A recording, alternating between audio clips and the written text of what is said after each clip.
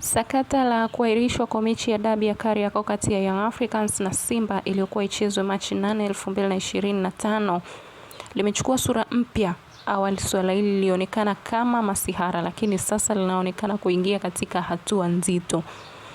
Yanga imewasilisha rasmi kesi hiyo katika mahakama ya kimataifa ya usuluhishi wa michezo CAS jijini Lausanne, Uswizi, baada ya kutoridhishwa na majibu ya bodi ya ligi kuu Tanzania TPLB na shirikisho la soka Tanzania TFF.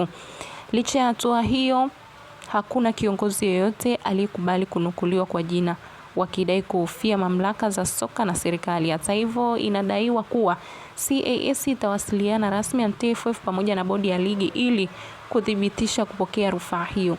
Yanga imesisitiza kuwa haijaridhika na maamuzi ya ndani, hivyo imechukua hatua hiyo kutafuta haki kwenye chombo cha juu zaidi cha usuluhishi wa mchezo duniani.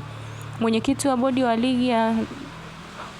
bodi ya ligi Steven Muto amesema tayari wamejibu barua ya Yanga na hawana mamlaka ya kuwazuia kwenda CAS, lakini kama wameenda CAS kwa kipindi hiki ambako hawajasema kuwa hilo swala limeamriwa vipi, itakuwa ni kitu cha kuchekesha, akisisitiza kuwa maamuzi ya mwisho ya bodi bado hayajatolewa, akiamini kuwa suluhu inaweza kupatikana kupitia vikao vya ndani.